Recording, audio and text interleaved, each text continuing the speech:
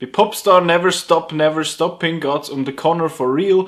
Das ist ein Künstler, also ein Musiker, der zusammen mit seiner Gruppe, den Style Boys, unterwegs war und sich nachher aber weggespalten hat von denen, gefunden, ich mache jetzt mein Solo-Projekt, und sein Solo-Projekt am Anfang ist extrem erfolgreich und er lebt so ein Star-Leben, wie man sich das vorstellt, von Leuten wie einem Justin Bieber oder so. Nachher geht es dann aber so ein bisschen bergab und er muss sein Leben so ein bisschen reevaluieren. Und der Film ist von The Lonely Island, das ist so ein Dreier-Musikgespann aus den USA, wo bekannt ist für, sie sind bekannt für ihre Parodien und ihre Klamauk-Pop-Rap-Songs, und das ist definitiv ihres Werk, weil sie haben Regie geführt, sie haben die Hauptrolle übernommen, sie haben das Drehbuch geschrieben und sie haben produziert. Also es ist definitiv ihres Baby, und ich habe Popstar Never Stop, Never Stopping wirklich mögen, und das hat unterschiedliche Gründe. Ich finde, der Film hat aber auch durchaus seine Schwächen. Die Geschichte ist relativ Standard, da holt der Film jetzt definitiv keine Preise.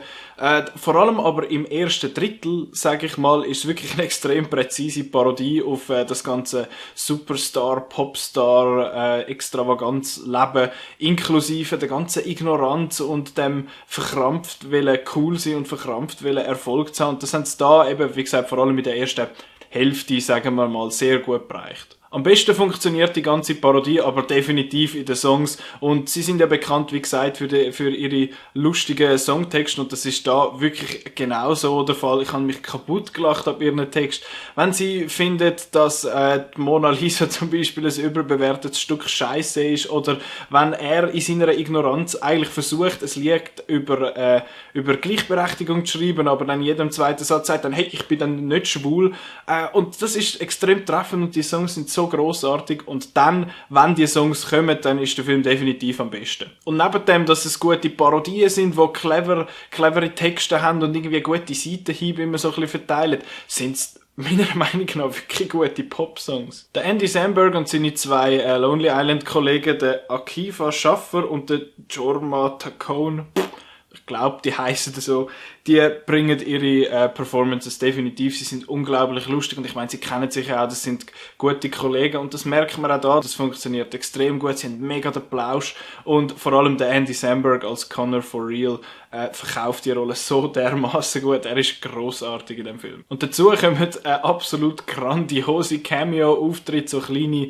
Kurzauftritte von Berühmtheiten, sagen wir mal. Ich sage nicht wer, weil das ist immer wieder lustig, wenn du jemanden findest, so, wie haben sie denn den geholt? Und das Ganze ist aufgebaut eigentlich so wie eine Dokumentation, aber vor allem im ersten Drittel oder in der ersten Hälfte können sie das relativ solid beibehalten, dass das immer so ist, aber so gegen den Schluss fallen es immer wieder so ein bisschen in normale Spielfilme hin, und die Inkonstanz hat mich ein bisschen irritiert, wenn es dann anfängt, in einer Dialogszene so schneiden wie in einem normalen Film, anstatt dass einfach einer dort steht und das filmt, wie das in einer Dokumentation wahrscheinlich üblicher wäre.